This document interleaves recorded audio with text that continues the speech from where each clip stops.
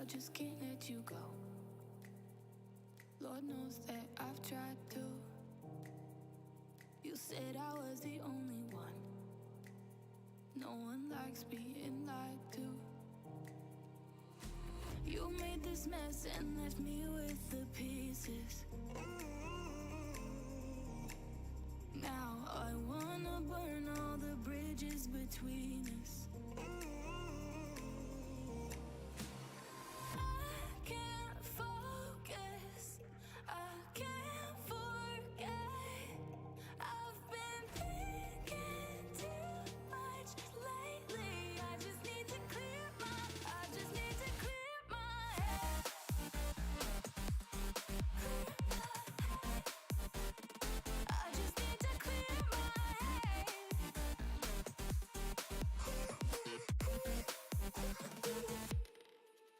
I've been stuck on a memory, but it's not like I need it. And we may have some history, but we don't have to repeat it.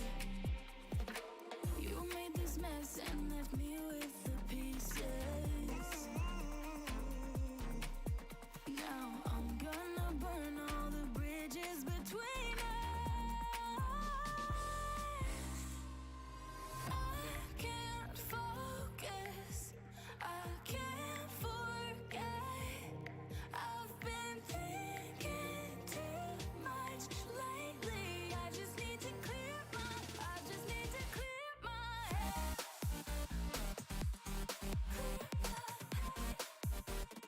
I just need to clear my head.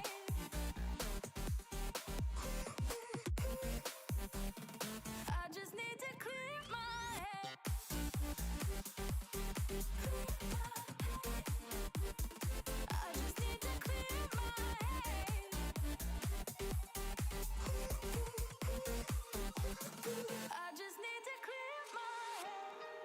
just need to. I just need to clear my head. I just need to. I just need to clear my head. I just need to. I just need to clear my head. I just need to.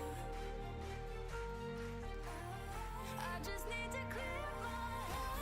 I can't focus, I can't forget.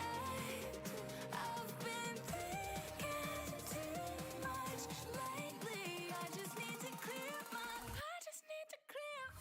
head. Oh, clear my head. I just need to clear my head.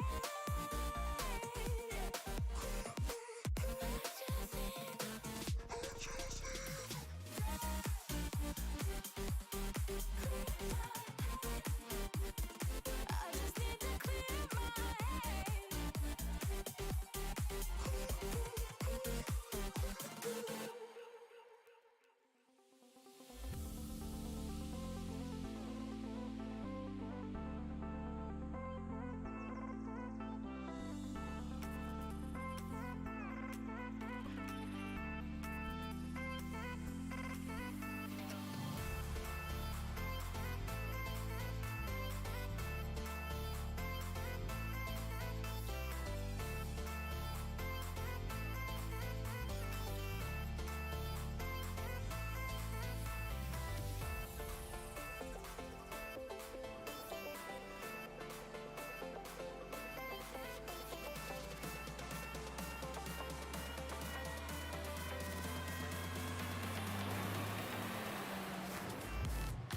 Hello everybody and welcome back to the Sunday GT Masters. We are here for round 5 of the 3rd season of the championship here at Red Bull Ring. This is a first for the championship, so going into the unknown for a lot of these drivers, and of course we've had the break as well, around about a month's break, so everyone could be either a little bit rusty or very, very well prepared. Of course they have had the time to do so.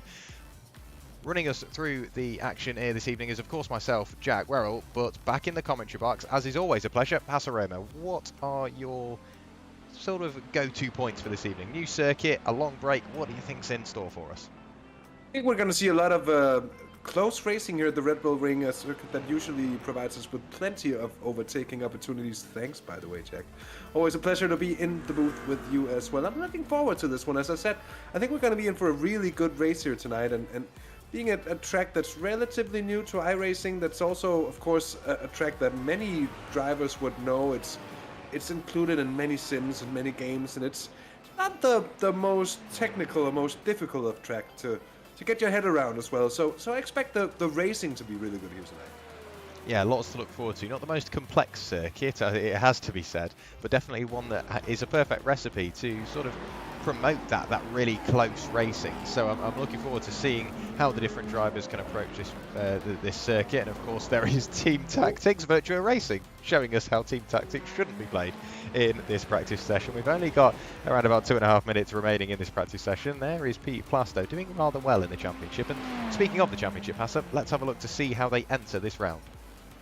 Yes, indeed. And in the pro standings, Chris Boland leads with 101 points to Nicolas Cocato, who's doing very well as well for Virtual Racing, with 95 points to his name. Then remaining, or the old champ, I was about to say, our reigning champ, Matthew Forrest, with 88 points for VRC. Then Gaston Maceroni, Remco Barlow, Martin Young, Nuno Vinagre, Jorge Pinheiro, Chris Roberts, and Rui Felipe, all in there in the top 10, fighting for the top points. We've got Jotze Skill, we've got Pete Plastow in 12th place. I think Plastow is going to be slightly disappointed, Jack, that he hasn't got any more points to show for his season so far. But still time to make up on that. Then Cesar Prosen. Then we got Timothy Fender Brook, he's in 14th place now. Bruno Guedes, Cone Mulder, Nick McLaughlin, and Eric Duke indeed. And I think we have Osman Sert, who as well is a newcomer to the series. And then we got Pedro Marimon and Valdez Suarez, who also have yet to score their first points. Yeah, we'll never really rule it out. We are at the halfway point in the season, so still plenty of racing to go. And of course, with this being an odd-numbered round, it is a fixed setup, so all the drivers, barring the sort of standard iRacing BOP, they are working with the same machinery. So then that also brings in not only just general battles, but the interclass battles. And this is how the other class shapes up currently in the championship standing. So this is the AM class. Cody Steig leading the way, some 12 points clear for Apex Tech 2 and the 555 on 96 points. Then it's Gianbattista Giacetti on 84. Sander Kaffer is sat there in third on 76. Only 2 points behind is Stuart Jacklin for Easy Racing.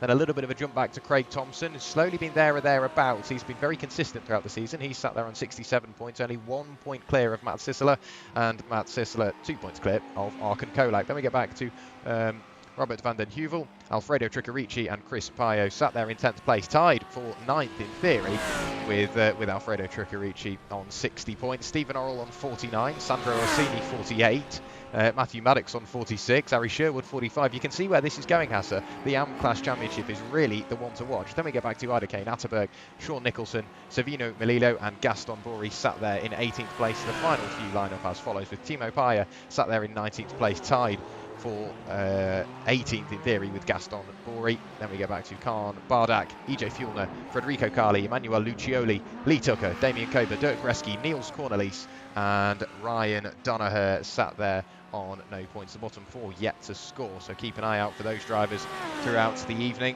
But at the moment in this practice session, it's the two Virtual Racing Compound Blue Ferraris topping their times, Nick McLaughlin and Pete Plasto.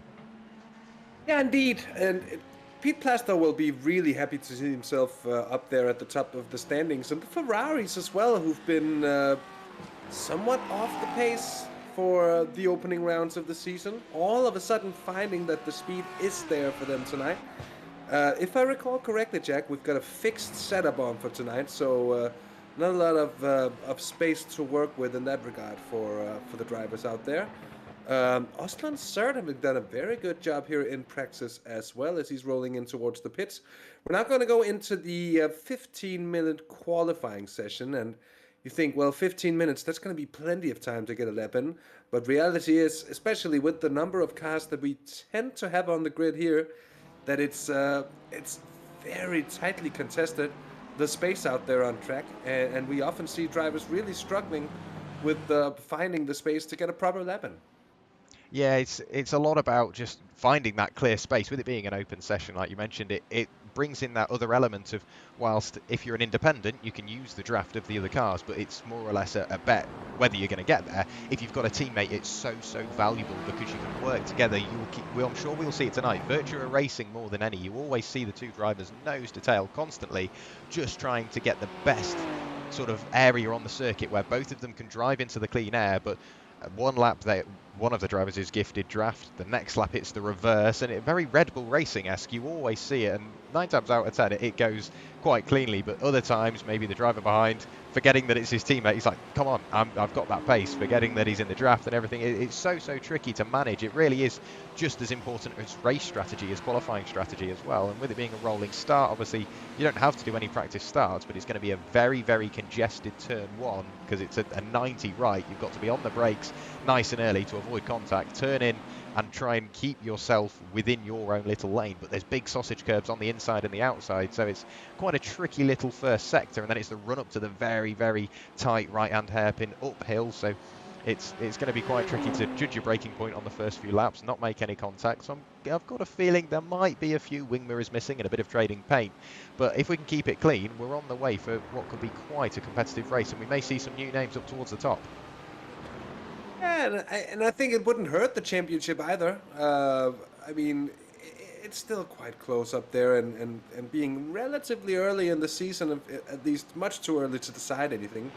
It's going to be interesting whether we'll see the battle, but kept open more than being a two-way scrap for the title this year, or if it's going to be the drivers we see now, the top 3 who have been sort of running away, mostly just on pure consistency. Chris Roberts will be really hoping to get in there with the other Chris as well in there in the cars. Of course, the Chris I was gonna mention in the championship standings being Chris Boland of RAF eMotorsports. Timothy van der Broek certainly getting out early, and it's as we mentioned before, it's as much as a race, well, just getting out the pits there and getting onto track as quickly as you can. And we'll see the first couple of timed laps coming in just a few seconds as Van der Broek comes through the final bit of corners, and you can allow yourself to run relatively wide through the final 2 turns, but such an easy place to pick up an off track and to ruin the lap in qualifying here. A 1:29.3 immediately smashed there by half a second by Pete Plastow. I wonder if he passed his teammate in the Ferrari on that lap there. That would not surprise me, Jack, one bit. No, it's once again that team tactic. You're already seeing it here as well. Nicholas Cacato towards the line. I clicked on him just out of curiosity to see where he's going to put that car. Not as high up as I was expecting, a 1:31.785, so not the fastest lap you'd expect to see from Nicholas Cacato. He does have his Virtua Racing teammate behind him. I'll try and pick out which one of them that it is. It will have to bear with me for a couple of moments. Is it Alfredo Tricarici? Yes, it is. Just sat behind in the 557, the AM entry for Virtua Racing, and then just sat behind is Stuart Jacklin there for the Easy Racing team, the number 586 adorning the side of that car, and we're already seeing very little margins. But the newcomer to the championship, Hasse, Osman Aslan Sert for racetracknotes.app, straight up to the top of the times, only just 0.006 of a second separating him from second place, but that's all you need, a 1:29.342 for the newcomer. Very decent pace from the 66 machine here in the Turk. Really showing some speed here on his debut outing. Although he does slightly miss the apex of the, some call it turn 2, some call it turn 3. I would say the slight jink on the straight is hardly even worth of mention in terms of being a turn. So for me, that's turn 2 up there, but should still be time to claw on there. Pete Plastow with a new pole time of 1:29.183. Nick McLaughlin doing very well. Another one of the Ferraris, certainly showing that they are back on the pace with this current BOP being run. Yeah, Virtual Racing Compound really coming back to the championship in force. Pete Plasto having a few connection issues this evening, so whether that's just on a spectator side or including a driver side as well, so you can see how it could potentially become distracting, but at the moment it's not distracting him at all. 129.183, like you say, has put him on provisional pole position. Nick McLaughlin followed his teammate, however, back up to the top of the times. Osman Sert, great stuff, a 129.146, only 0.04 of a second clear, but once again, Hasse, that's all you need to be up at the top of affairs. And looking at Osman, he has got no draft assistance at all. So is it that clean air that actually helps you along? Because whilst the draft is good down the straights, dirty air mid-corner can cost you a lot of time, and it looks like Osman in the clean air is really working for him. He's so late on the brakes. I don't know how he gets it slowed down, then takes the apex. Very clean through there. One of the Ferraris sat off the circuit. It looked like Federico Carli just sat on the side of the road. Yes, it was in the Team Gabbiano 546-488 Ferrari. But at the moment, it looks like Osman is somewhat safe and crossing the line without an improvement that time, running very wide. Pete Plasto, Nick McLaughlin following him through, and Nick pulls the car off to the side of the road, potentially bringing an early end to his qualifying session. We might see him out a little later on. Matt Forrest, there or thereabouts once again, currently sat in provisional P4. And where is our championship leader? Right the way down, 11th at the moment, albeit provisionally, but the RAFE Motorsports entry of Chris Boland. You'd expect to see him on the front row, if not the second, not right the way down, on the 6th row of the grid. Might be rather frustrated. I think he might have had some issues with traffic on his opening laps here, but usually at this point, about halfway through the session check, the drivers should be having their early banker laps in. This moment seems to struggle with it here as he goes wide, and that's another lap ruined for the championship leader. And certainly I don't expect that we're going to see him in as dominant fashion as we've seen over the last few rounds here. Yeah, it's all down to what he can really manage to do in that car. Of course, with it being somewhat, I think it's mid-engined classed as, it's very similar to the Audi, and we know that the Audi can be very competitive around here. It's one of those things. I've been looking at the various other championships that are also hosted here on iRacing, so that can include the official races and various little things like that, and that's exactly what I was about to mention. There's lots of slow corners, but there are a lot of fast corners as well here at Redbull Ring. There's a fairly even mix, and with it being mid-engined, it's very easy just to pirouette the car. And there you go, Chris Boland found that out the hard way. He will have dirty tyres, maybe quite warm tyres as well. So will he go for another lap, or will he go into the pit lane to get a new set of boots on the car? Past him goes, I think that was it Pete Plasto? No, of course, it was Nick McLaughlin through the final corner in a few moments' time, heading on to another flying lap for him, so we'll see whether he can improve. But at the moment, it's still Osman Aslan Sert up at the top all the times. And 400ths of a second so far, so close indeed, and not a lot of time required there for Pete Plasto to grab a hold of a provisional pole time. We'll see if it's possible. McLaughlin, by the way, is a 10th and a half down on Osman Sert, so certainly that's within the grasp of the Canadian driver as well. Matthew Forrest lurking there, seemingly not able to find that sort of pace in his Lamborghini, as Gaston Maceroni there, Jack, goes 4th fastest position. Yeah, not a bad lap time from him. It has allowed him to continue working forward, and of course the championship is only getting closer, so if he can keep improving upon those times, it will allow him to get a good start to the race, and that's so important. But Gaston Maceroni, we've seen him higher up, we've seen him a little bit further down, but 4th place at the moment. It will be the outside of the 2nd row of the grid. Not a bad place to start, because you're towards the front, on the outside, you've got all that runoff if you need it. I mean, you can see there's a lot of drivers on their outlap from 6th down to 9th, so 4 drivers already heading on to their outlap, as well as Cody Steig a little further down. Alfredo Triccarici also on another outlap, and once again, we can look at this, Hasse, and go, well, the grid is somewhat set, but give it 5 more minutes, and we're going into the final few seconds of the session.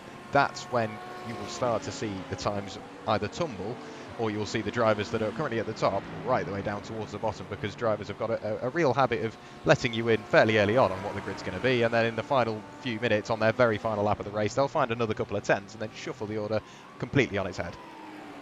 Yeah, I don't think we're going to see any major revolutions over the last 5 minutes, but maybe just a driver or two getting the lap together. as we've had a major off here for Osman Sert. 26 seconds off track there, Jack. I wonder what happened for the Turk. The car looked just fine, so you gotta wonder. This is Similar to Chris Boland.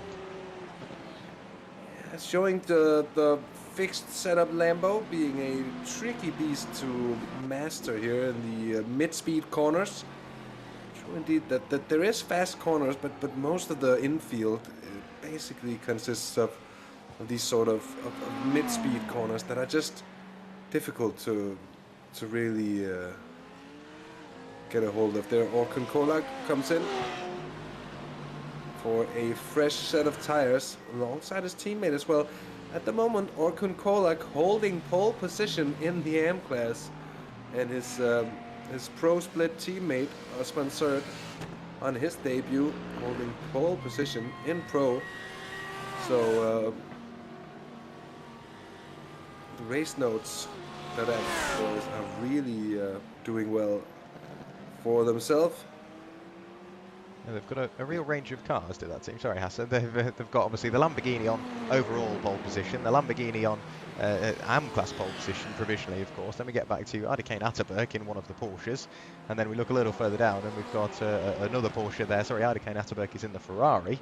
So they've sort of gone, well, we can't decide which car is sort of favourable, so whatever you prefer driving, just go for it. And it seems like it's working for the drivers. A good improvement there. Skulj for Apex Tech Racing 4. Up into provisional P5 at the moment. We are seeing more and more improvements. That was sort of newly improved Nicholas Kakato, pointing the wrong way on the exit of turn 4. Very easy to do. One of the Fords leaving the pit lane there. Is that Martin de Jong? Yes, it is. And I've got to say, that Ford, as sort of retro as it is, it still sounds amazing and looks even better. Yeah, it does. It does seem to struggle, however, with really being competitive, Jack. This season at least we'll see if the new BOP's really done it any favors, but it seems switch as ever for Martin de Jong, who's currently sitting 13th here. He will be hoping to be able to find a bit of speed here in the closing minutes of qualifying. Nicolas Cucazzo, there's 6th place for him, just ahead of Matthew Forrest. That's going to be an interesting fight. Just a little bit further down the order than both of the drivers are sort of used to being in this series. Here's Chris Roberts, 18th at the moment for him. He'll be hoping for a substantial improvement as well. Thinking a driver like, as we mentioned before, Martin de Jong there, currently 13th. Chris Boland, Jack, has not really managed to improve. His best time at the moment, a 1:29.980. And that is sort of surprising if you ask me. 14th place, and he might struggle to pick up any points tonight. Yeah, I understand obviously tricky car fixed setup, but we've seen him sort of handle that car very well throughout the season, both on fixed and open setup rounds. It clearly maybe just a circuit that doesn't really work for him. I'm sure we'll be able to grab him for an interview at the end of the evening, but that's looking far into the future, and you can see it seems like the car washes out. You've got to drive it on the edge of adhesion like you do with most cars. It just seems on that Lamborghini, as soon as you push that, the grip level are just a complete drop off. Very well held through there from Chris Boland. An improvement a little further down from Stephen Orla, 1:30.606. Chris Roberts does improve, a 1:29.860 for him. So that now means he's right the way up in 12th position overall. The only driver separating him from the rest of the pro pack is Orkun Kolak. We'll see who else we've got out on a flying lap. It looks like we may see another improvement from Osman Sert, but that was very wide on the entry, trying to maximise the circuit he has available to him. I've got a feeling that was an off-track, and that will invalidate his lap. We'll see when he comes towards the line. I think he might have just got away with it through the final corner. Towards the line now, a 1:29.146 to beat. He went purple in sector 2, green in sector 3. He does improve, a 1:29.858, so that's massively stretched that provisional pole margin. That's now up to 33 hundredths of a second, so over 3/10 of a second clear from Pete Plasto. Pete is on his way towards the penultimate corner now, so through Rint he goes, and then the appropriately named final corner of Redbull Mobile is Pete Plasto, bouncing over the curb just a little bit, not running too far wide, very close to the 1x towards the line. He's got to beat a 29.858 if he wants to get pole position, crosses the line now. He does improve, but it's not enough. He almost secures himself on the front row, a 1:29.101, but not quite what I was expecting from Pete. Of course, very, very competitive, not only in the GT3s, but in other disciplines of sim racing. But at the moment, that is the outside of row 2. Yeah, indeed. Martin de Jong did a bit of an improvement there. He's up into 10th place, Jack. Chris Boland, if he's not going to improve, which I don't think he is, he's not on track at the moment, he's going to be starting 15th in the Lamborghini. Orkun Kolak looks to me to have taken pole position in AM in the Lamborghini. So double pole there for racetrack notes, that app. Pete Plastow with his first good qualifying this season, and interesting to see whether he'll be able to really translate that into a good race as well.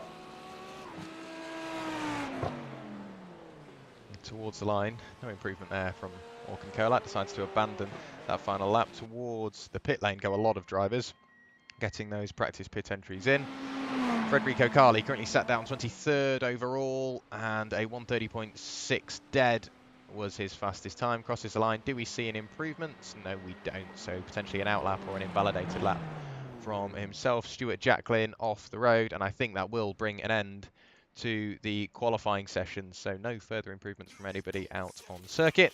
And as soon as the session swaps over, we will be able to bring the grid for you for the race this evening. Of course, we've got 45 minutes. Is it 50 minutes? It's been that long, Hasse. I think it's... I'll have to check that. I need to find my notes. It is 45 minutes of racing, yes. Indeed. I should have trusted my gut the first time. So 45 minutes of racing on show for everyone this evening. And we're just waiting for the session to swap over. We still have our provisional pole sitter out on circuit, getting those final few laps of practice in, I think. Well, he was just as the session swaps over. So let's get the grid to you. And this is how they line up. It's a full, or almost a full pro top 12. Orkun Kolak deciding to get in the way of that. So Osman Aslan Sert, newcomer to the championship, his debut evening, a 1:28.842 gives him pole position. Pete Plastow lines up alongside. Then it's Gaston Maceroni with Nick McLaughlin for company on row 2. Row 3 is made up of Jose Skulj and Remco Barlow. Then it's Nicholas Cacato, Matthew Forrest, Timothy van der Broek and Martin de Jong starting on the outside of the 5th row of the grid. Then we get back to Nuno Vinagre and Orkun Kolak. Chris Roberts 13th, Ida Kane Atterberg in 14th. Chris Boland somewhat out of position starting 15th. Then it's Cody Steig, Ari Sherwood, Giambattista Giacetti, Matt Sisler, Khan Bardak, Stuart Jacklin, Craig Thompson, Federico Carli and Stephen Orrell in 24th place. A very big grid this evening. 28 cars will line up. Then it's Alfredo Tricarici, Matthew Maddox, Chris Pio and Sandro Orsini, only 2.5 seconds off the overall pole time. So very, very close between both the Pro and the AM classes this evening. So not only will we see the usual battles, we won't only see inter-class battles, but I'm assuming a few little inter-team rivalries as well. So still lots to look forward to, Hasse. Absolutely so, and the first few laps of this race are, as always, going to be crucial. Maybe not in terms of making up the positions that's going to make or break your race, but it might just break your race in terms of the incidents that we've seen occur before. Here is at the Red Bull Ring, seems to be especially crowded through the first half of the track, basically, with the long straights coming into the big braking zones.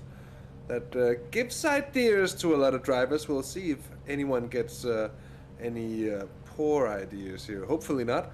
Hopefully we'll get a 28-car field of well-behaved drivers here on the opening few laps.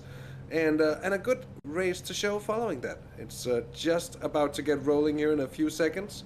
And with the delightfully shortened pace car lap, Jack, it won't be long before we're actually off here. No, not at all. We're starting sort of halfway through the second sector, very close to the third sector. You can hear the cars revving up in the background, so very close to getting going. There we go. The safety car does indeed peel away to get the field rolling for the first time this evening. And you can just see everybody else following suit. Osman Aslan Sert controlling the pace of the field and getting ready to start racing here at Red Bull Ring for the first time in this championship's history. It's Sert on pole with Pete Plastow on the outside. Nick McLaughlin in third, Gaston Maceroni starting in fourth. The front two rows have got plenty of talent, chomping at the bit, on the way for a very, very close race indeed. Coming towards the line now, there we go, racing here at Redbull Ring in the Sunday GT Masters. It's a good start from our pole sitter, Osman Aslan third, already built up a bit of a gap, 3 wide in the background. Nick McLaughlin on the inside, Pete Plasto on the very outside. Nick McLaughlin somewhat in the middle now, don't turn in too early. Gaston Maceroni almost making contact, but they do manage to make it through. There's a little bit of contact in the background. Stephen Orrell losing a few places, but it looks like everybody has managed to get their way through. Gaston Maceroni trying to work his way onto the podium very early on. Remco Barlow in the dragster that is that BMW. He does have all that straight line speed if he wants to use it, as well as the draft of assistance. On the brakes, up into 4th place for himself, or is it? How long's that going to last? Very late on the brakes for Gaston Maceroni. He does manage to squeeze his way back up the inside and protect that 4th place. A little bit of contact in the background, I fear, as well. Matthew Forrest up a couple of positions, already up 2 into 6th place. We haven't had too much chopping and changing. Chris Boland, however, back with the Pro Pack and is following suit in 13th place. So back with his usual drivers. Orkan Kolak still leading the AM class with Cody Steig in hot pursuit. His teammate racetrack notes, Ida Kane Atterberg sat there in 3rd place. I don't think we've had too many issues, if I'm honest. Alfredo Tricarici losing a few places, and I think he has left the session. Yes, he has. So into retirement goes Alfredo Tricarici. Sandro Orsini somewhat adrift from his fellow AM runners, but at the moment, Hasse, that is looking like a very, very clean first lap indeed, and already heading through the final corner is our leader. Yeah, Osman Serd ahead of Nick McLaughlin, then Pete Plasto. And the BMW of Remco Barlow ever so slightly behind. I just saw Timothy van der Broek lose a few positions in one go here on the first lap. He'll be unhappy about that for sure. And then indeed Tricarici, who didn't take the start. He never made it to the grid. Thought he might be starting from the pits, but I think he's opted not even to start the race in the first place here. Osman Serd here certainly asserting his force on his debut in the series.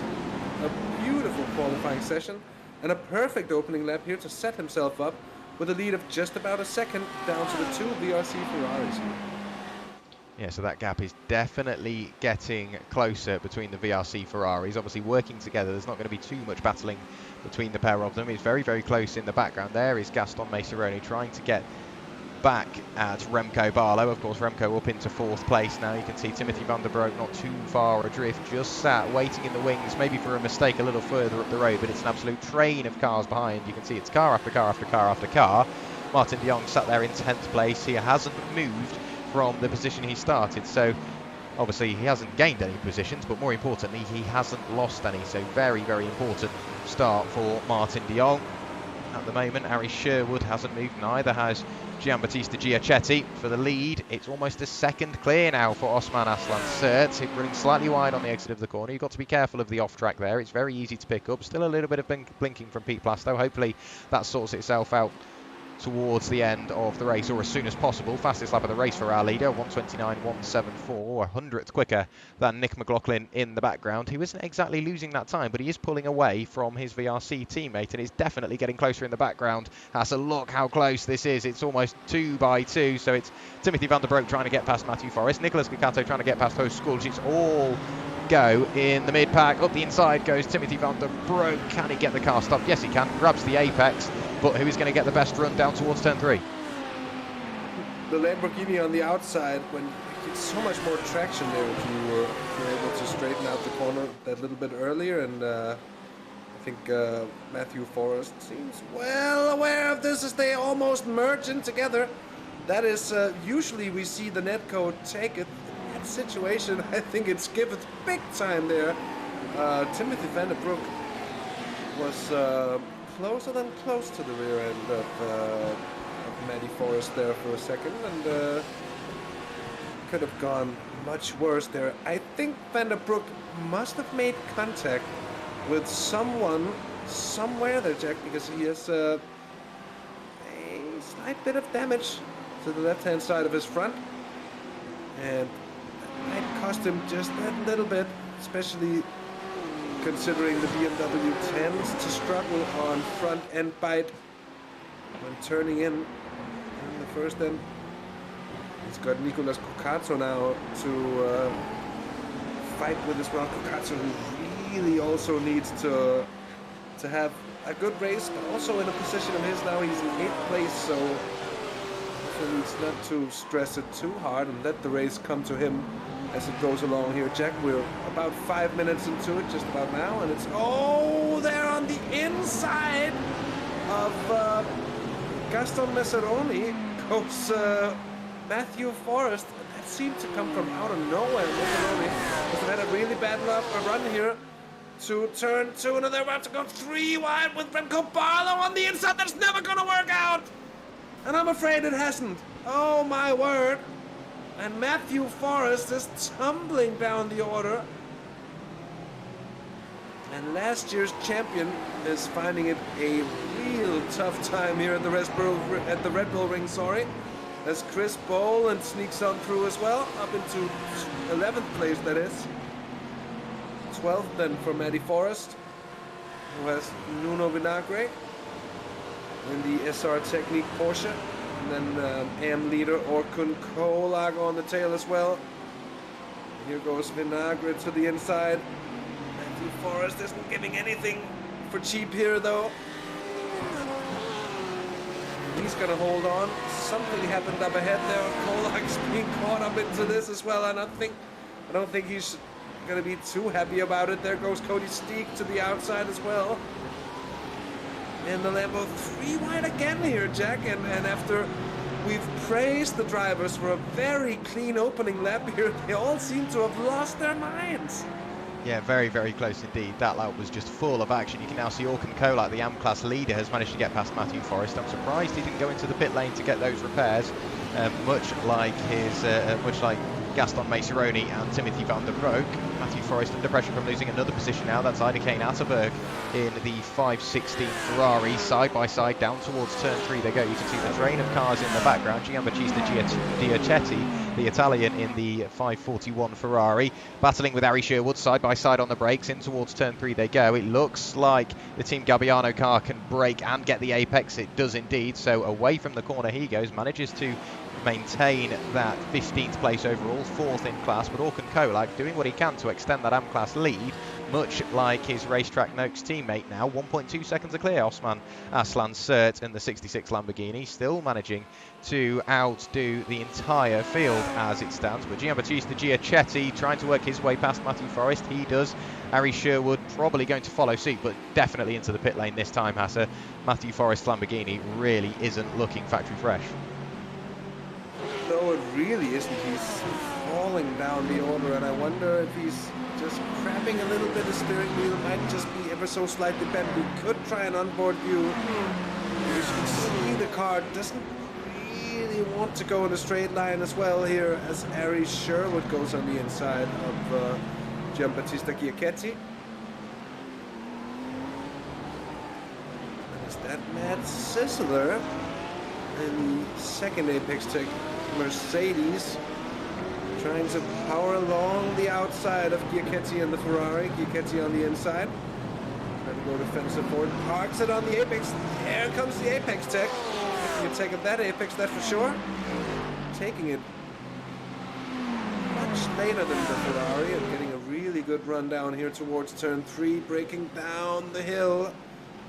And Sissler, I think, managed to get on through up into 15th place. Interesting though, Matty Forrest with a big problem of his to fix at the moment. Chris Boland, however, interestingly, has made it up into 8th place, Jack. So he's really found some confidence in the car as well, and is looking to pick up some of those all-important points. Nicolas Cucazzo up into 5th as well. And Nick McLaughlin taking 2/10 out of the lead of Osman Sert on that last lap, just about a second here. Here is. There we have it. Here he is, so not too far adrift. We'll get the dashboard up in the bottom right hand of your screen. Missing the apex very slightly there was Nick McLaughlin. You can see how quick Osman Sert is off the hairpin, but still only a second separating the pair of them. If you are following along on the live timing at home, which I will repost the link in case you missed it earlier on. You can watch everything that's going on circuit. It looked like a little bit of a mid-corner lock up there, slightly unbalanced the car, which allowed that 2/10 gap to be reopened by Osman. But the Lamborghini, it seems like it's 6 of one and half a dozen of the other. At one point the Ferrari's quicker on the circuit, at other points the Lamborghini, so it's really starting to ebb and flow. And as I think we will usually see, and as we have seen throughout the season so far, Hasse, it's all about that strategy and where you're going to pit, when you're going to pit, who you're going to pit with, and what you're going to pit for, more importantly. So then it's going to be, do you pit nice and early, or do you pit towards the end of the race? And obviously we'll see the gaps open up throughout the race. We're starting to see it already, but it's always those final 5 minutes, Hasse, where we just can't keep up because everybody has massively closed up again, and we're seeing all these positions change. So there's still lots to look forward to, and at the moment I don't know how we're going to manage, because we're already starting to see some interclass battles. Nuno Vinagre currently sat 10th overall, 10th in class in the SR Technic machine, under pressure from the A-class leader, Orkan Kolak, bringing with him his racetracknotes.app teammate. Yeah, Matt Sissler seems to be out as well. I have no clue what happened to him. He was doing pretty well for himself just a few moments ago, and he's all out of 15th place. That's back for Giachetti there. Gaston Messeroni as well. He's 26th here at the moment. I wonder what happened to him. I don't think we ever saw. Here's Stephen Orrell, EC Racing vegan Mercedes. Giving it a good bit of thump. Stuart Jacklin, his teammate in the Ferrari. Gonna get the better of Kampedak, the third Turk of the series, if you will. But here, Jack, 11 minutes into the race, it seems to be calming down ever so slightly, even though we do have a close interclass battle. We didn't have a situation we actually haven't seen too many times at all since we've got the Pro and Am classes introduced to this championship at the beginning of this season, and that was at least that we had the field in a pure split with all the Pro drivers in front of all of the Am drivers following in. That didn't hold out for that long, and now Matthew Forrest is finding himself in 23rd place here, Jack. He's fallen way down the order. Car certainly doesn't seem to be in a good place, and that's almost contact there between Vinagre. Then Orkan Kolak there, and remind you, Orkan Kolak is the AM class leader, so he doesn't really need to fight. He doesn't need to fight Nuno Vinagre as such. At the same time, seems to be a bit quicker than the SR Technique Porsche at the moment. He has Aydin Kanatterberg behind, which is of course his teammate in the Ferrari. That doesn't mean that Atterberg isn't going to see a chance, perhaps at least, for a class win for himself, should the opportunity arise. So we'll see if that turns into anything interesting here. We're almost a third of the way through the race, Jack. It's been good so far. Yeah, it has indeed. Time is absolutely flying by, but like you mentioned, of course, Orkan Kolak leading the AM class, trying to work his way past one of the pros of Nuno Vinagre in the SR Technic machine. SR Technic, usually one of the fan favourites. We always see them in the chat, so I'll have a quick check to see whether we've got any of the SR Technic fans in the chat. But like you mentioned, Aydin Atterberg, while he is the teammate of Orkan Kolak, he's not just going to sort of sit back and watch it happen. If he feels he's being held up, I'm sure they're in some sort of communication. They will say, mate, let me have a crack. If I can get by, you can get by. If you can get by, I'll follow you through. It's so tricky, because the last thing they want to do is lose time, because not too far adrift is Cody Steig in the Apex Tech Mercedes, being very quick throughout the season. Once again, another one of the very consistent drivers. Currently sat third in class, 13th overall, and he is improving his times, lapping quicker than both the cars in front. So that time is coming down between the top three in the AM class. You can see a car leaving the pit lane now. I'll try and figure out just who that was. But through turn one there is Sandro Rossini, so a little too far back from myself. I'm clearly not quite on it this evening. There is Stephen Orrell, under pressure from Khan Bardak. Now too far up the road is Giambattista Giachetti with Ari Sherwood. No matter where we look, there's always a battle. But at the moment, I think this is the one to watch. Ari Sherwood, like I say, under ever-increasing pressure from the team Gabbiano, Giambattista Giachetti. And for the moment, they are still remaining 4th and 5th in class, but not too far adrift is Stephen Orrell. So as soon as you add a third car to the mix, and God forbid then 2 more of Khan Bardak, and who is that? I think that's one of the lapped cars working their way through. We'll try and pick out just who that is. But at the moment, it's looking very, very close between everybody. Who is that Mercedes sat? That's Matt Sisler's car in 27th place. It is right the way down. Matt Sisler, I think he's a lap behind everybody else. So clearly a trip into the pit lane for him. Yes, he went into the pit lane on lap 7, so a few laps ago. Closest cars on the circuit, Hasse, are Nuno Vinagre, Håkan Kolak, and Ida Kane Atterberg. So the interclass battle. Yeah, indeed. And it must be a little bit frustrating for Vinagre. And he was also with us in the YouTube chat earlier, just mentioning that some of the cars here seem to struggle a little bit on the fixed setups. And might be the case for the Porsche. Also just could be a case of the fixed setups certainly fitting some drivers better than others in terms of driving style and everything, and the fact that they can't really change the car in any way to suit their characteristics. It's something that it isn't an even hammer. It seems to be worse for some than for other, and usually on specific tracks as well. McLaughlin, though, he's lost a bit of time. I was just looking. Still looking okay. 2 seconds now between Osman Cert. Last time we saw was just about a second, so the leader has certainly upped the pace ever so slightly.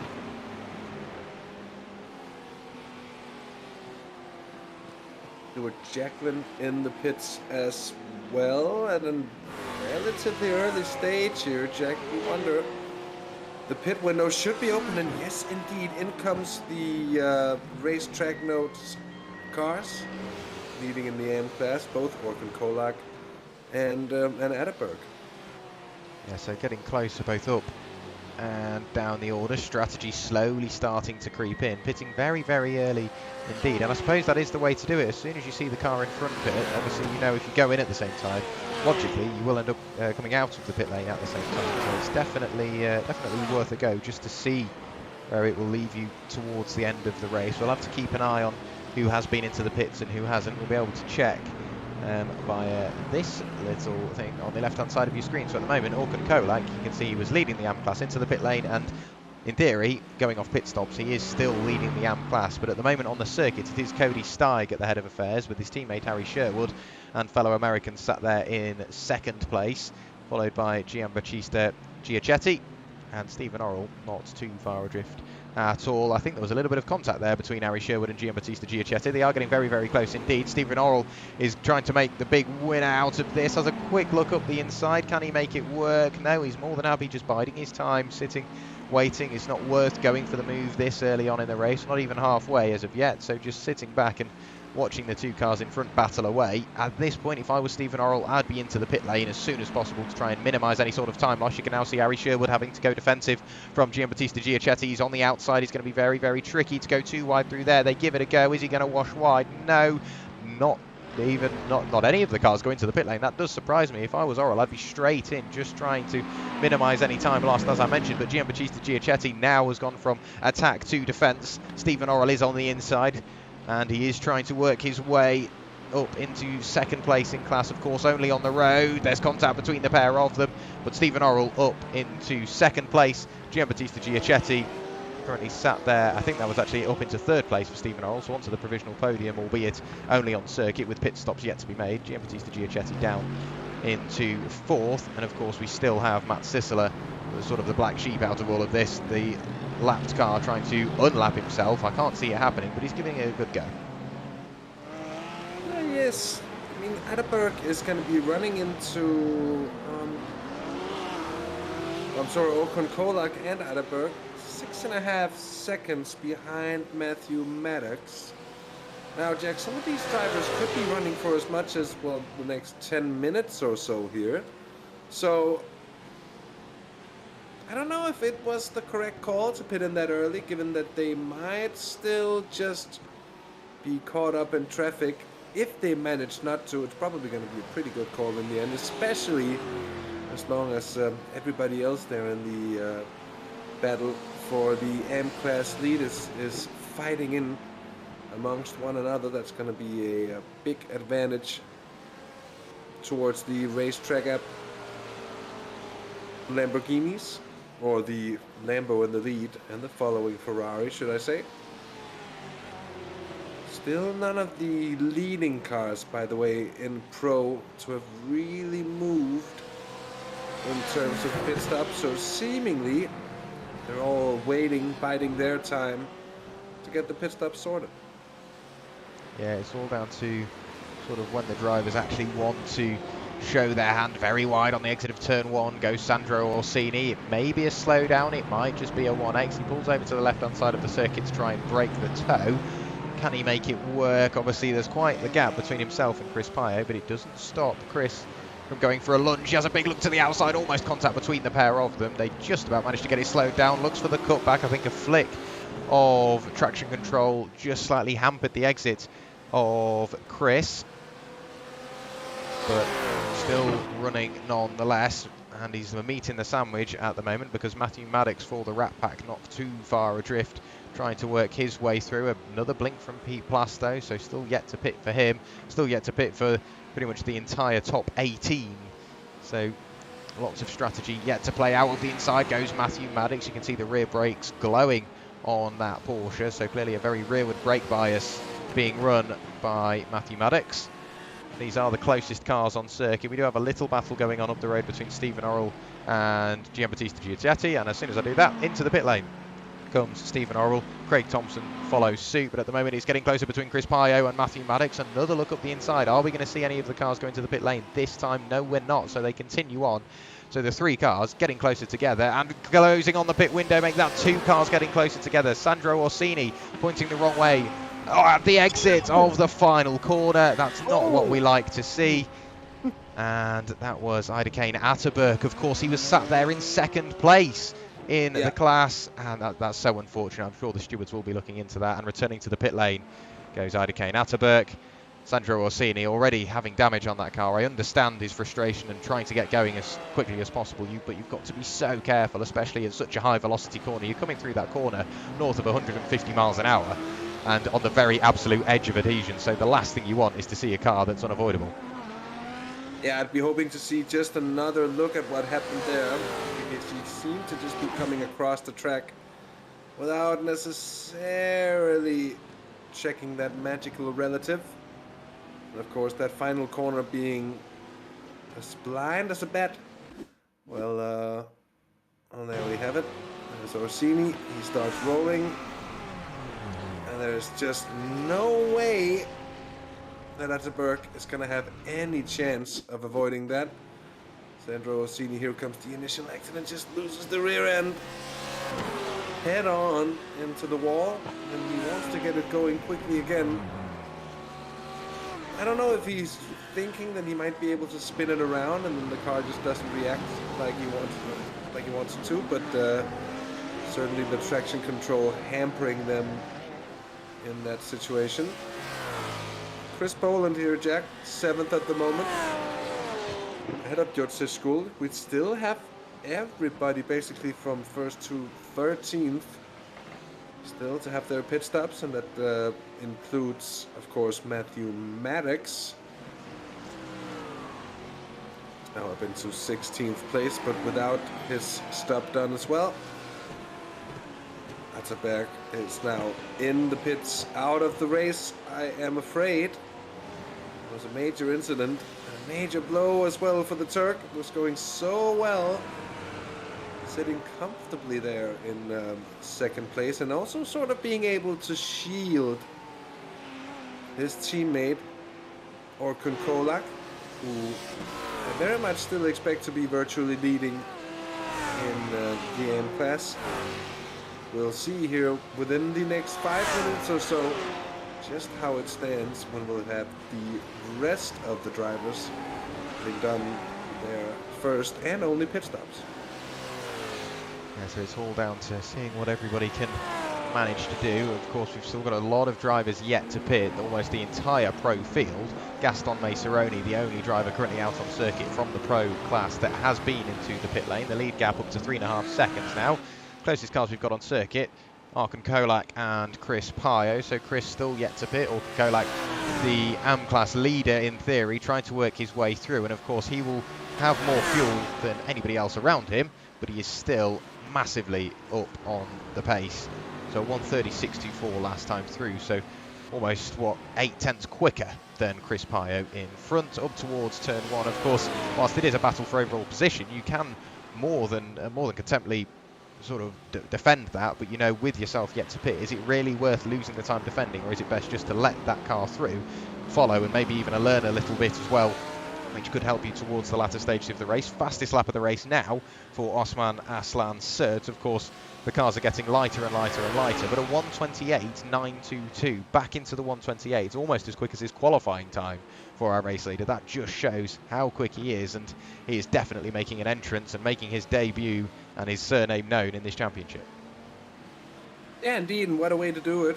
It's been a faultless drive so far from Osman Sert, and fingers crossed he'll be able to keep the level, to keep the head level as well for the remainder of the race. Just under 20 minutes to go now. And I think he will feel like he's done the hardest part as well. Here's Arkon Kolak goes up the inside and through as well on Chris Pio, who immediately heads to the pit lane. You gotta wonder if that's gonna be any sort of problem for Arkon Kolak, as he did get held up ever so slightly there. Cody Steeg at the moment is about 24 seconds up the road, with a pit time altogether for a lot of the drivers that ends up on 48 seconds or so. Then he should be relatively safe, I would assume. Yeah, it's all down just to seeing what he can do with the pace. He's got the time in hand. Of course, he no longer has his teammate following him, but he's got that time in hand just to sort of chill out. There's no real reason to push the car to its absolute limit. We will check back on the improvements and the or the sort of promotion and demotion position-wise as the race goes on. Of course, we've still got a few pit stops to be made up and down the order, but at the moment it looks like Arkon Kolak is somewhat safe in 12th place overall, 3rd in class, but with Cody Steig and Ari Sherwood in the pit lane, he will retake the 1st position in the AM class. Pete Plasto in the pit lane. Yeah, Plasto's in. Yeah, first of the pro drivers to move. Yes, he is indeed the first of the drivers to show his hand. What is his teammate going to do? Nick McLaughlin, 4.6 seconds back. You'd have thought maybe into the pit lane this time, get your thoughts sort of rearranged, and then go out for the final 15 minutes and see what you can do about denting that lead. You drive these, I think, a little bit more than me, Hasse, so what would you do? Yeah, I'd certainly see if I can just keep the pace in the car as best as possible. It's often hard at a track like the Red Bull Ring, where a lot of the faster corners tend to go the same way, and you get wear on the left-hand tires before the right-hand side tires in turn. Just keep the tires alive that little bit longer. Even in a 45-minute race, that can make a difference at the end. But on that last lap, almost half a second slower Nick McLaughlin than Osman Sert. So it does look very difficult for the Canadian at the moment. And I think his battle with, if with anyone, it's going to be with Pete Plastow coming in from behind with the undercut. Yeah, so we'll see how it all plays out. Martin de Jong, Chris Boland in the pit lane, Nuno Vinagre in the pit lane as well. So slowly seeing more and more drivers work their way in towards the pit lane, and then of course once they've got that fuel, they can head on back onto the circuit and see where that leaves them towards the end of the race. Martin de Jong, Chris Boland leaving the pit lane. Nick McLaughlin 4.5 seconds adrift, so he's taken a 10th out of the lead gap in that final lap. Pete Plastow still sat in 5th place, although he has definitely been into the pit lane. Once again, yet more blinking from himself. Not obviously what we want to see, but it can't be helped halfway through the race. Fingers crossed he gets it fixed towards the end of the evening. But there is Sandro Orsini recovering from the earlier incident. Still 20th overall, 9th in class, so not too bad. But we do have our leader into the pit lane. Osman Aslan Sert and Nick McLaughlin both into pit road to take that fuel. Where is this going to leave Pete Plasto? I don't see him really being able to take that many positions, but it's between him and McLaughlin. If anything, those two were sort of close as Plasto came in now a few laps ago. Still blinking ever so slightly. That might be a bit of an issue for the drivers close to him. That's one thing, and then let's just hope that his connection stays stable enough for him to stay connected to the session for the entirety of the race. McLaughlin is at the pit exit. I think he's actually already been exiting the pits for a few moments and is well clear of Pete Plasto. Yeah, look at that, all the way up at the next corner. Remco Barlow holds on to 4th place ahead of Kukato, then Martin de Jong in 6th now. So he's made up a good few positions there in the Ford GT. Chris Bolden up into 7th, then Nuno Vinagre overall 9th now for Orkun Kolak. Then Messeroni in 10th, Jorge Skull 11th, and then Cody Steek, the AM-class championship leader at the moment, 2nd in the M-class, 12th overall. Yeah, you can just see how close this lead battle is now. Osman Aslan Sert under pressure from Nick McLaughlin. Only 3.5 tenths separating the pair of them. A little further down, Host Schools trying to work his way past Gaston Messeroni. He manages to do it on the brakes, but a great cutback, very, very well read from Gaston Messeroni. Allows him to cut back up the inside and accelerate towards turn 3 whilst extending that lead, whilst extending that gap all the way down the straight. Back to the lead as we go, however. Sert doing what he can to escape the grasp of Nick McLaughlin, but of course, whilst you go into the pit lane 4.5 seconds in front and then leave the pit lane 4.5 seconds closer to the driver in 2nd place, that can very easily throw you out of your rhythm, and then you've got to start watching your mirrors a little closer, and that can, like I say, throw you out of your rhythm. You start losing lap time, and that's how you lose the lead. So we've just got to keep an eye on this. Nick McLaughlin well and truly into that draft assistance range, so 3 tenths separating the pair of them. Nick's gained a 10th since the exit of turn 1. Is he going to have a little look to the inside? No, he's just going to make himself known, just follow as closely as he dare, not make any rash moves, and with less than 15 minutes of the race remaining now, Hasse, I can only really see it getting closer. Yeah, and it's really down to the pit stop in the end. Nick McLaughlin spent 3 seconds less, and actually a bit more than that, than Osman Sert, so he's really used that to his advantage. He's now very, very close indeed. And whether the fuel is going to last him, we'll see. If I recall correctly, we've seen Nick McLaughlin running out of fuel before, so maybe the Canadians somewhat accustomed to stretching the limits of what's possible in terms of fuel strategy. He's certainly made it work some wonders already. Let's see if he can hold on to Osman Sert here and maybe even challenge Sert, who got a very good start. Nick McLaughlin was never really that close to the Lamborghini. This time around he is. Jack, do you reckon he's going to be able to get the better of the race leader here? I've got a feeling it will be very, very close between the pair of them. But for me, Osman Aslan Sert, he's got that extra motivation of this is his debut. He's got to make it work. So I think towards the end of the race, he will have the pace. But then, of course, there's also the complete other side of the story. It is his debut. He's got the pressure of that. He's been leading throughout the whole race. He doesn't want to sort of mess it up, and that then can introduce the mistake. So there's so many different sides of the story. I think I'm going to have to side with Nick McLaughlin on this one. I think it will ebb and flow throughout. Osman will extend that lead margin, and then towards the end of the race, it could be complacency, it could just be the tyres. We've seen a lot of drivers in the Lamborghini struggle here this evening, and that might then throw it back the way of Nick. You can see he's so much later on the brakes. He really does close that gap, but on the exit of the corner, the Lamborghini is so balanced, and he can just put his foot to the floor. He's got the confidence to do that, does Osman, and that allows him just to extend that lead margin to the amount that he needs. You can see the tail end of the car almost steering the front through there. And that to a degree that you don't always want. So I'm just missing the apex ever so slightly. He might be pushing a little bit too hard here, Jack. Just building up the tire temperature progressively to a point where all of a sudden the rear end goes whoop, and he'll be facing the wrong way.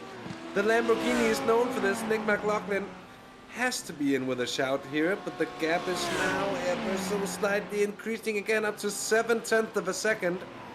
The Canadian just has to keep a cool head. No space for mistakes now.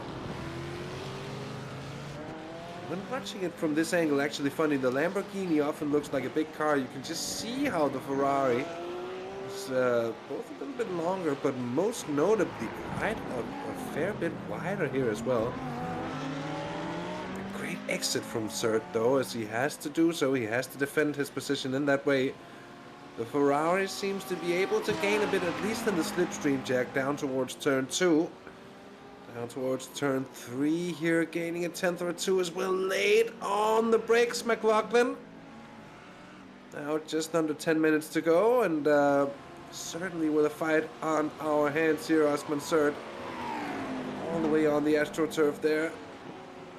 Doing a better job of meeting the apex there through the left-hander, known as Power Horse. I was quite amused by learning that fact.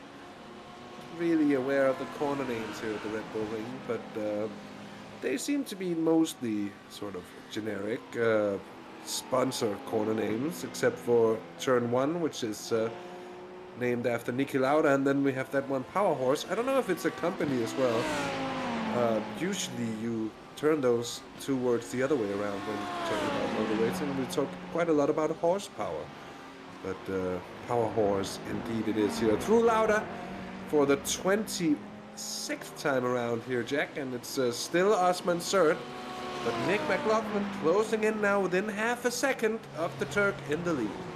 Yeah, so really starting to close that gap. You can see him just filling the mirrors as best he can, applying that pressure, allowing him to just take his eye off the road, meaning that the more time he spends looking in his rearview mirror, the sort of general rule of thumb is where you look is where you go, and if you're looking in your rearview mirror, it's more than likely that you will end up being in the rearview mirror of the car you're looking at. And Nick McLaughlin later on the brakes, a big look up the inside. You can tell he's so much more confident on the brakes. It allows him to sort of apply that pressure, but going to the inside, that meant that he had a tighter radius throughout the corner, losing a bit of time, losing a bit of speed, and that just means that that gap has opened up again now within 10 minutes of the end of the race, and it's still getting closer. The mid-pack is constantly chopping and changing as well. Gaston Maceroni in the pit lane. Here is Chris Roberts, a night of what if for him. I think currently sat in 15th place, trying to work his way past his VRC teammate of Craig Thompson, which I'm sure will be done either this lap or the one following. We might see it on the brakes here. Here is Harry Sherwood, not too far up the road from Craig Thompson. Of course, that will be a battle for overall position and class position as well. Nuno Vinagre still under pressure from Orkan Kolak for 8th overall, but of course Orkan Kolak first in the AM class. It's all getting tied up for, I think, yeah, that's all for 4th place. Remco Barlow under pressure from Nicholas Cacato, only 4 tenths separating the pair of them. Gaston Maceroni and Stephen Orrell side by side in towards turn 3. Who's going to be last of the late breakers? It looks like Gaston Maceroni. He is on the inside. He can get the apex.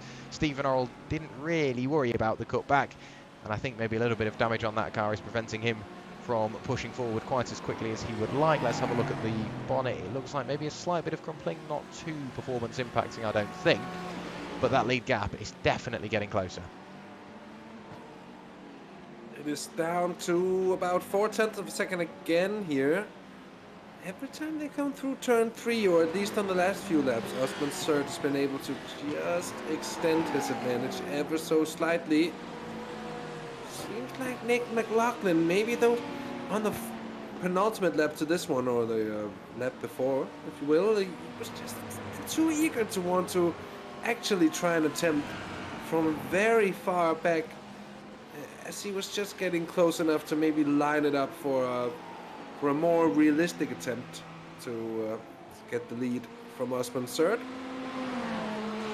Certainly still should have the time here, just over 5 minutes left to race here. Jack should have the time to try and line it up yet again. It's currently hovering between 4 and 7 tenths of a second. Oh, he goes very wide there, Osman Surt. He gains a bit of time from it, but might he have picked up a slowdown? I don't know how it is with the off-track out there. I haven't raced much at the Red Bull Ring. So, I'm gonna be guilty of an answer here as Surt goes very wide up in turn 2, and now he's gonna have a handful of problems. First of which is gonna be right on his tail bumper in the form of a Ferrari, driven by Nick McLaughlin, looking to the outside here.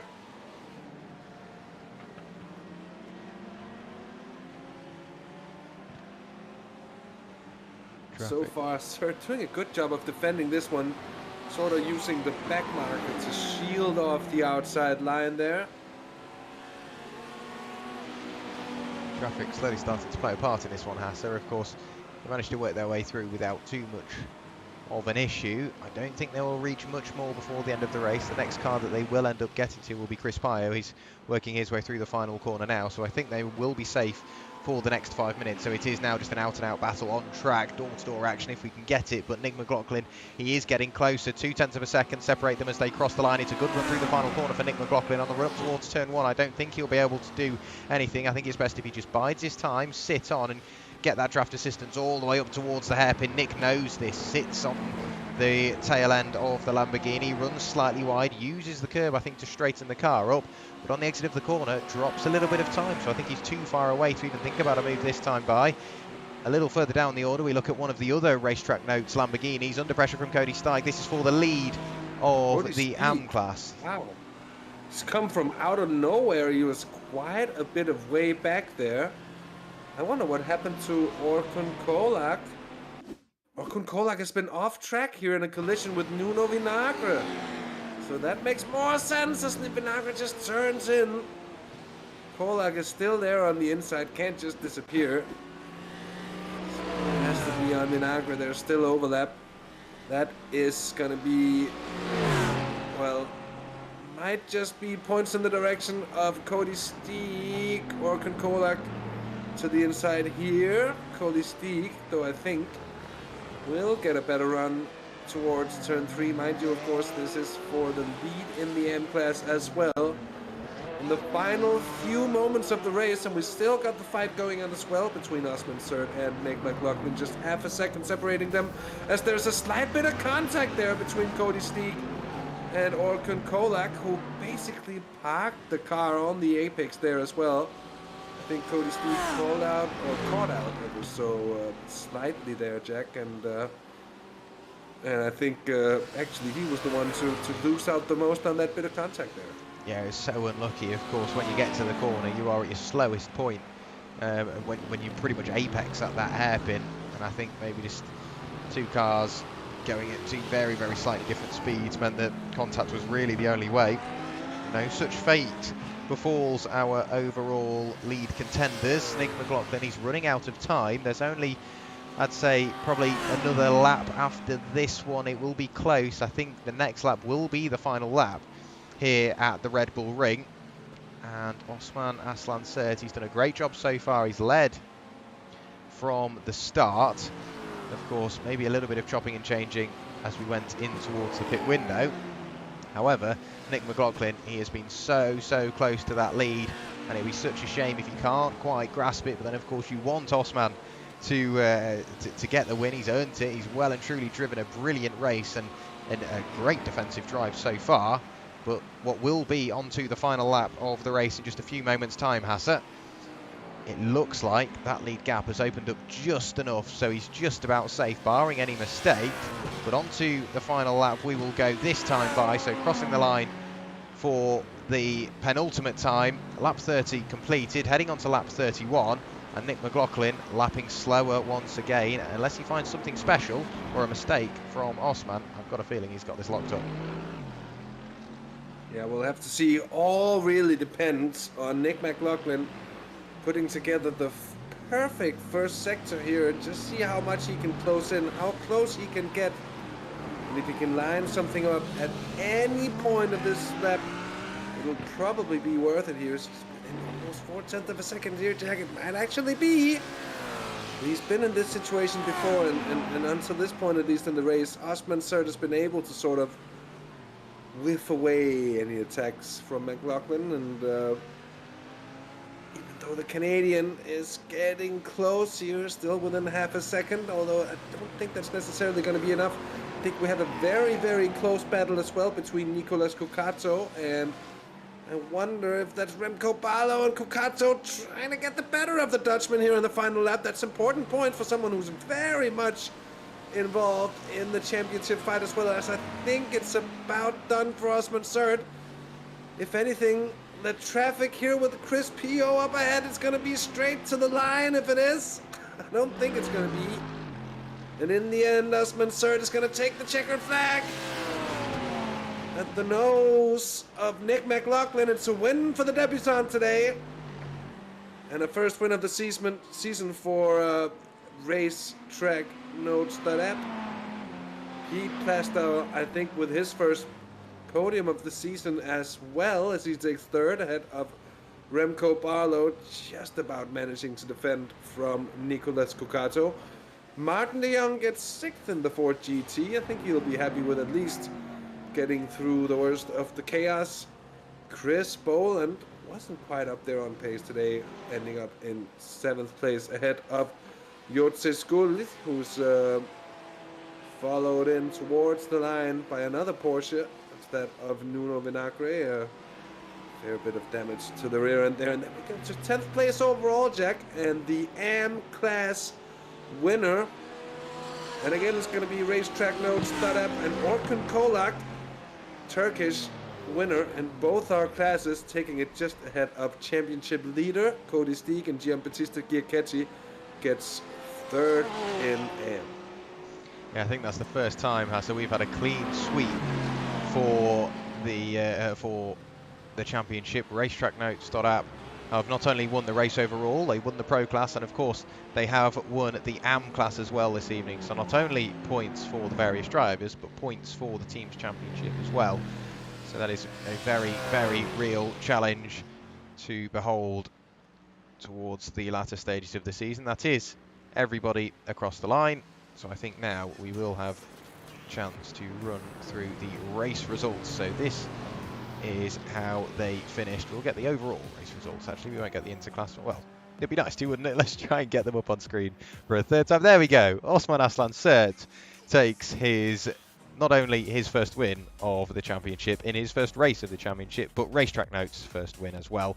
4/10 clear of Nick McLaughlin. Pete Plastow rounds out your podium, so a double podium for VRC Blue. Then it's Remco Barlow and Nicolas Cucato just about finishing in 5th after really trying to make that 4th. Then we go back to Martin de Jong, Chris Boland, Ho Skulj and Nuno Vinagre in 9th. Orkun Kolak rounding out your top 10, and the first of the finishes for the AM class. A great win from himself in the 666 machine. The 555 followed him across the line of Cody Steig, and Giambattista Giacchetti rounds out your AM class podium. Then it was Chris Roberts in 13th, Craig Thompson, Stephen Orrell, Ari Sherwood, Gaston Maceroni and Chris Pio down in 18th place.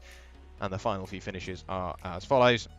We have Matthew Maddox, Sandro Orsini, Matt Sisler, and I think everybody else retired from the race, that being Federico Carli. Matthew Forrest, I did think I saw him towards the latter stages of the race, just crossing the line. Then it was Khan Bardak, Ida Kane Atterberg, Timothy van der Broek, Stuart Jacklin, and Alfredo Tricarici. I don't think Alfredo took to the start line, but a very, very busy night has lots to look at, lots going on, not only for the overall sort of first place, but AM class lead as well. Everything was chopping and changing in the mid-pack, and of course strategy, a massive part once again. Yeah, indeed, and we saw really one of the biggest strategy calls as well, or at least one of the biggest gains we've seen on the pit stop, with Nick McLaughlin really being able to challenge at the final moments of the race. With the 3 second he gained on our race winner in the pit stops there. But Osman Sert in the end, of course, being victorious here. A light to flag win, Jack. It looked simple at times for him, but he came under some immense pressure in the end, and I think we'll have the ability to get him in, or the opportunity at least, to get him in for a chat here post-race, Osman. Congratulations on a very, very strong debut here in the Sunday GT Masters. Pole position race win in pro couldn't really be much better, could it? Hello guys, I'm here for the translation with Osman. Oh, we've got Orkut Kolak in here as well. I asked Pete to put me in. Hi guys. So, what were you saying for Osman? No, I was just saying that the pole position and a win here lights the flag in the debut race here in the Sunday GT Masters. It couldn't go much better, could it? Ya Osman ilk yarışında şov yaptın diyorlar. Var mı bir yorumun? Çok ya ilk tecrübem yani pek de bir şey diyemem. Çok güzel bir yarış oldu. Çok Yeah. stresli bir yarış oldu. First experience, very stressful and new experience, and yeah, he's happy with the win. Well, indeed, I understand that, and it makes perfect sense. Yeah. Now, in terms of the race, Usman had a good lead down to Nick McLaughlin, and then after the pit stops, all of a sudden Nick McLaughlin was right there up on the tail. Was that a surprise? Osman pitlerden sonra Nick süreyi bayağı kazandı. Onun sebebini soruyorlar. Fazladan yakıt aldım. Yanlış bir hesaplama yaptım o yüzden. He overfueled and miscalculated, and he was expecting that to happen after the mistake. So that explains, Yeah, of course. Well, congratulations on a strong result. And before we let you go, is there anyone you'd like to give a thanks or a shout out to? Osman, var mı teşekkür etmek istediğin, almak istediğin birileri? Takım olarak herkese teşekkür ederim. Yeah, he thanks everyone. Well, indeed, thanks for joining us, Osman, and I think Orkun, you can stay in the room Yeah. indeed to take a chat with Jack in English as well about your own race here. Yeah, Osman gidebilirsin, teşekkürler. Teşekkürler. Thanks guys. My second win in a row. I'm really surprised with the result. I don't think I've ever won something twice in a row. So all good feeling. I think the last win has motivated me, and this was the genuinely first race that I really prepared for, and really happy to get the result. Well, it was definitely worth it. Hard fought. We saw you battling even for some of the pro positions. A long battle with Nuno Vinagre. Of course, there was a little bit of contact there, but it was at the end of the day really good racing, barring the incident. But it was great to watch as well. Has this motivated you for the next few rounds? Yeah, surely. Like, luckily, this season I have Osman in my team, and I have Aydıncan and Kaan. So we also train together, I think, which has improved my performance a lot. And with regards to the incident with Bruno, I think I was like really lucky. I haven't seen the replay. I don't know whether it was his fault or my fault, but I got 2x for that, for loss of control. If I had 4, I would have taken a penalty. I finished at 16 X's. So I was really lucky. Yeah. Well, it really played into your hands, and of course, the incident points are the points you don't want, but the championship points definitely are. So another good haul of points for yourself and the team. Is the championship something you really think about, or do you just rock up and try to have fun, or is it a bit of both? I know obviously it's great to rock up and have fun, but secretly the competitive side, you're always after those points. Yeah, I think if you asked me in the beginning of the season, I would be like, I'm just here to socialize and race with you guys. Everyone's so nice, but now I feel like we should win because I got the taste of it. well, you're doing everything right so far in the championship, and obviously we've still got plenty of racing to go. So we're going to look forward to seeing how that shapes up. But once again, another massive congratulations from myself and Hasse and everyone else here at the Sunday GT Masters for your win here this evening. Before we let you go, anybody you'd like to thank or shout out? Yep, thanks guys. So once again, I'd like to thank my team, Osman, Aydıncan and Kaan. And also special thanks to Kartal. He makes the setups for me, but this was a baseline. But he did manage me very well in the race. He gave me like tips and tricks. We did an early pit stop to undercut Nuno, which didn't work, but he really helped. So thanks to those, thanks to Pete and Robert for organizing, and thanks to you guys as well, Hasse and Jack. Cheers, guys. Great stuff. Thank you very much for joining us in the commentary box. Thank you very much for the kind words, and we'll see you next time out. Yep. See you. Cheers, Bye. bye-bye. Bye. So Walker Kolak there, a great character to have in the commentary box. Obviously over the moon with his second win in the row, so in a row. So very well done to him. Hasse, we have time for one more interview. I'm going to leave it down to you. We've got Cody Steig or Nick McLaughlin. Yeah, and we'll bring in Nick McLaughlin here, second place finisher in Pro. Nick, a race that looked to be just slightly off pace until the pit stops, and you were there all of a sudden. Now we heard that it was a bit of overfueling going on from Usman's third side there. Were you surprised to see yourself in with a shout all of a sudden at the end of the race? First off, good to see you guys again, man. It's been a while. Yeah, I was trying to hang on to the tail of him as best I could the whole start of the race. Basically, as soon as he broke draft, he is quick, man. He just walked away. Came in for the fuel. I had a really strong pit stop. He overfueled a little bit, I guess, and right on his bumper coming out. So it was pretty sweaty for the last couple laps there. And with the strong result here at the Red Bull Ring, first time off really for the Ferrari this season. You seem to have been a little bit off pace, at least compared to last season. Now you're back up there. Was there anything that's changed for the car coming into this race? I've got a whole new setup. Although it's a fixed race for the Ferraris in the session, my entire cockpit has changed. So I'm kind of back in the seat and have time to practice a little bit here and there. It's been a busy last 6 months with a new daughter, so I haven't been able to race as much as I'd like. Oh, congratulations, both on the daughter and the new setup. Both Thank you, are well thank in you. their place there. Maybe a little more so than the other. But that's nice to hear, Nick. And great to see you back up there as well. Coming in strong now here. Does that leave you with any hope of being able to challenge for the top spots for the rest of the season? I hope so. The upcoming races are good. I like Hockenheim. I love Watkins. Road America is always fun. So hopefully myself and Pete and Team Blue here, we can challenge for the lead again. That'd be nice. Well, indeed, Nick. Thank you so much for joining us for a post-race chat. As always, a grand pleasure having you in here, and congrats on the strong race. Good to see you back.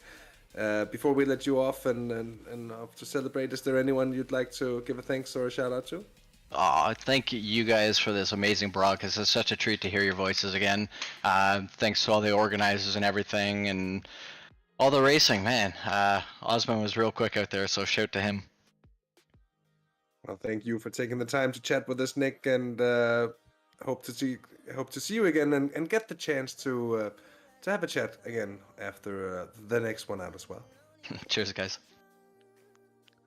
Nick McLaughlin there. Always, he's great to have in the commentary box. Of course, I've raced previously with Virtual Racing Compound and spotted for them throughout a couple of special events, and sometimes just gone in to have a chat with them.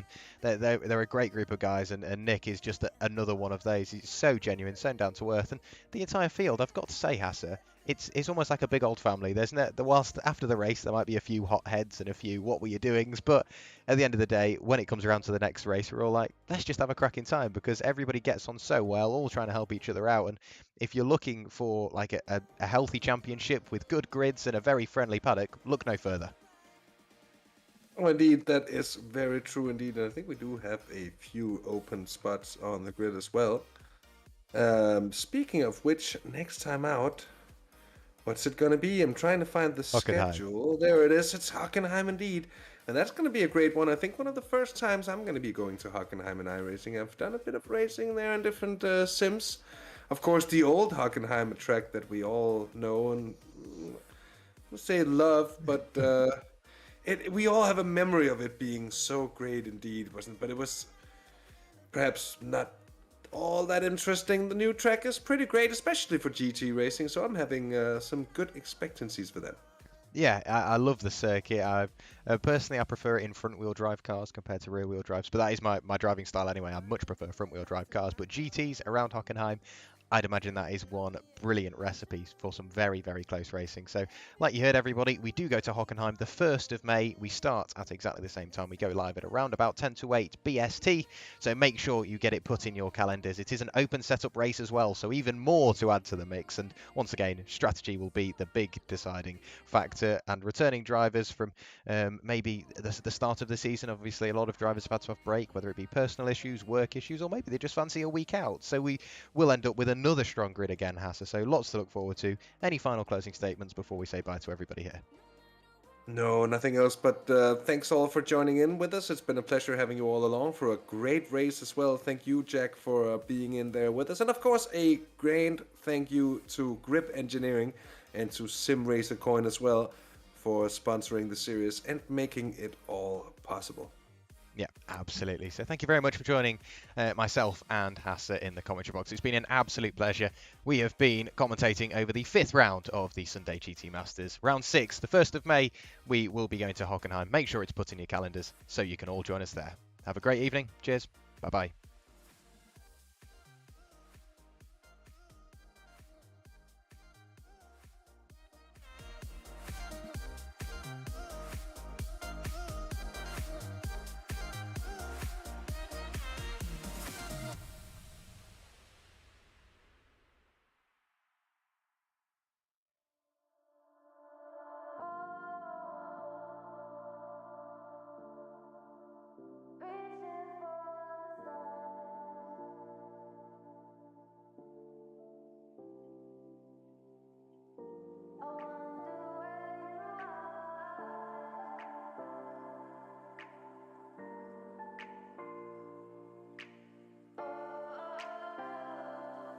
We are dreaming.